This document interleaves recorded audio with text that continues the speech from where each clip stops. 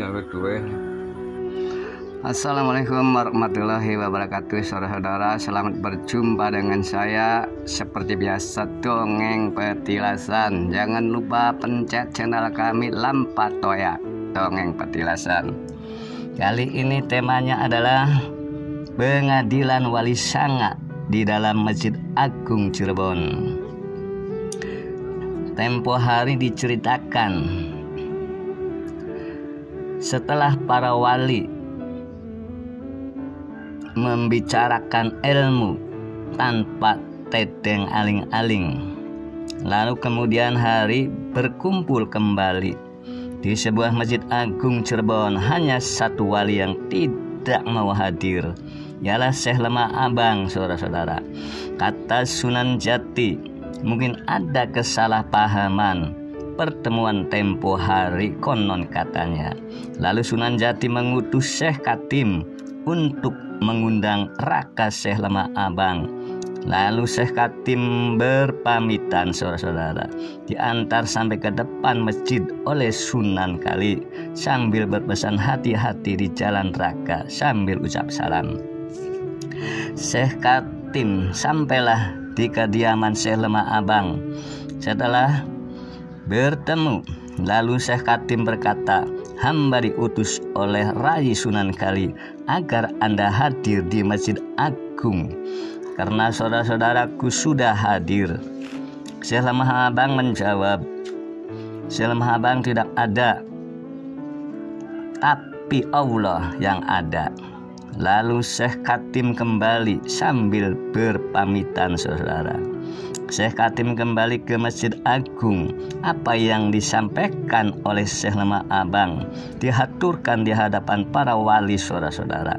Setelah mendengar apa yang disampaikan oleh Syekh Katim, lalu Sunan Kali mengutus kembali dengan kalimat, Allah Syekh Lemah Abang, Anda harus hadir. Lalu Syekh Katim mendatangi kembali di kediaman Lemah Abang. Jawabannya Syekh Lemah Abang, Allah tidak ada, yang ada Syekh Lemah Abang. Lagi pula Allah kok diundang oleh Anda.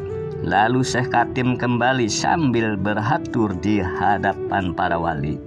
Sunan Jati berkata, tidak ada Allah tetapi Syekh Lemah Abang yang ada. Dan masakah Allah kena diundang oleh Anda? Lalu diperintahlah kembali 4 orang supaya Syekh Lemah Abang bisa dihadirkan di sini. Di antaranya Syekh Maghribi, Syekh Majagung, Syekh Bentong, dan Sunan Kudus. Lalu mereka berempat berpamitan meninggalkan Masjid Agung. Sesampainya di kediaman Syekh Lemah Abang, disambut dengan ketawa oleh Syekh Lemah Abang. Saudara-saudara sambil berkata, selamat datang saudara-saudaraku. Sepertinya tergesa-gesa banget kedatanganmu.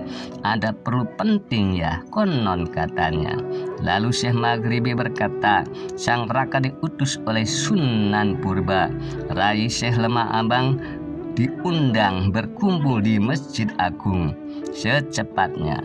Lalu Syekh Lemah Abang berangkat menuju Masjid Agung beserta 4 wali tersebut. Sudah di hadapan Sunan Purba di dalam Masjid Agung. Lalu Syekh Lemah Abang berkata, bagaimana kehendak Paduka sampai mengutus orang bertubi-tubi? Lalu Sunan Purba menjawab, adapun Raka diundang, ada yang kurang untuk membicarakan, membuka ilmu yang tersembunyi, konon katanya. Syekh Lemah Abang menjawab, dari tadi juga Raka mohon sesama teman untuk membuka itikat sejatinya. Sunan Kudus menjawab, memang benar perkataan Sang Rama, tapi jangan terlanjur bahasa. Syekh Lemah Abang menjawab, tidak merasa terlanjur bahasa, sekecap pun tidak. Sunan Bonang berkata, sekarang kita mulai saja. membicarakan membuka itikat sejati dengan syarat membuka hijab masing-masing. Lalu para wali mufakat. Segera Sunan Jati berkata, Allah itu adalah syahdat sifatnya. Sunan Giri berkata, Allah itu adalah bingung karena mudahnya. Sunan Bonang berkata, Allah itu adalah tidak bersama, tidak di luar, tidak di dalam, bersih, tidak kecampuran. Sunan Kali berkata, Allah itu adalah mengganti, tapi mengganti kepadanya. Syekh Maghribi berkata, Allah itu adalah tauqitan tunggal. Syekh Majagung berkata, Allah itu adalah lebih ketimbang hitamnya mata.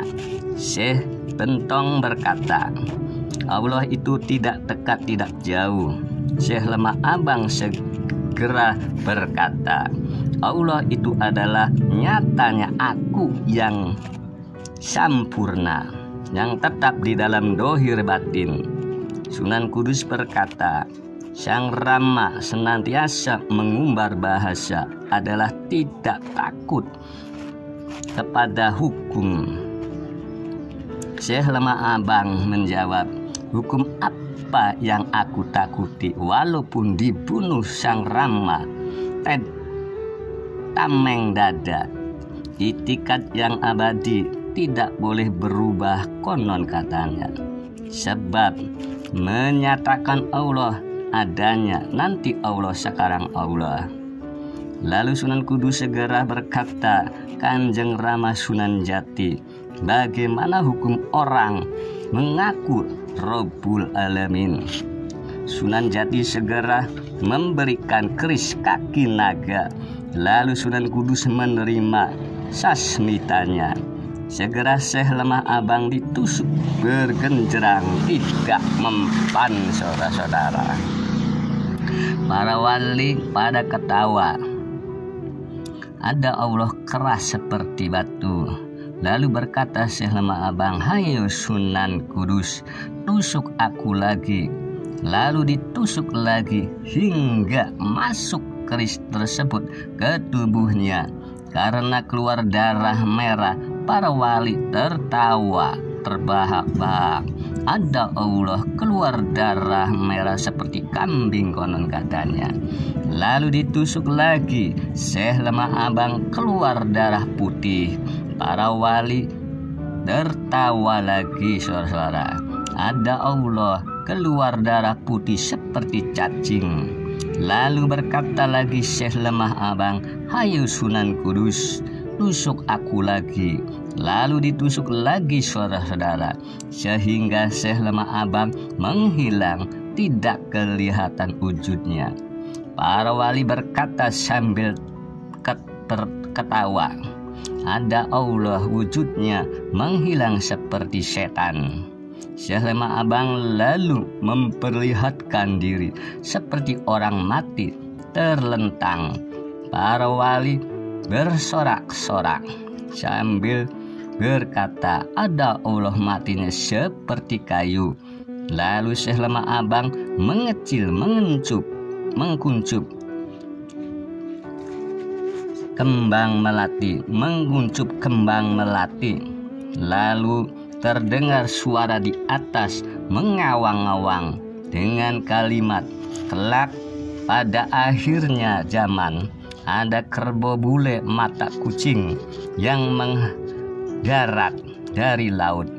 Itulah yang akan menumpas atau menjajah keturunannya Sunan Jati dan para wali.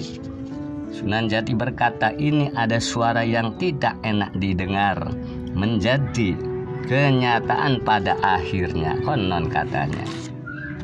Lalu para wali berdoa atau mendoakan agar anak cucu rakyat Cirebon, Pulau Jawa, Indonesia pada umumnya semoga selamat, sehat, mulia, terhindar dari panca bahaya. Lalu Sunan Jati segera merintahkan menyucikan jenazah Lemah Abang sampai selesai. Setelah selesai disucikan, lalu disolatkan, lalu dibawa untuk dikuburkan. Pada saat perjalanan lagi menggotong jenazah tersebut, tiba-tiba digobet atau dihadang atau dicegat oleh 2 orang panakawan Syekh Lemah Abang. Lalu dirinya berkata, "Aku hamba Allah besar dan satunya hamba Allah kecil." Lalu kedua panakawan tersebut dibunuhnya, saudara-saudara. Langsung dibawa lalu dikubur di samping jalan sebelah kanan dari arah Cirebon. Petilasannya disebut Astana Gobet.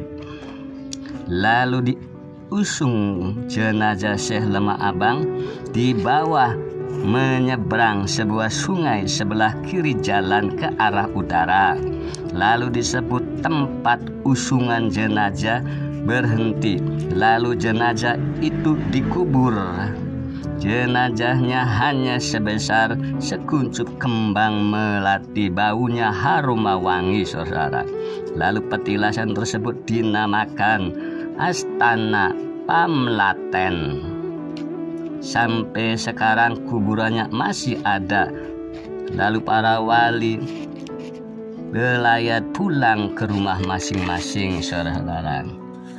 Pada hari Rabu pertama bulan Safar tahun 1529 Masehi, kalau waktu wafatnya Syekh Lemah Abang. Kenapa Syekh Lemah Abang harus dibunuh, saudara-saudara? Menurut satu kaul lain kejadiannya ini adalah pada tahun 1506 Masehi. Penghulu Kalamuddin berkata, biarpun wali kalau salah harus dihukum, karena itikadnya salah dihukum mati.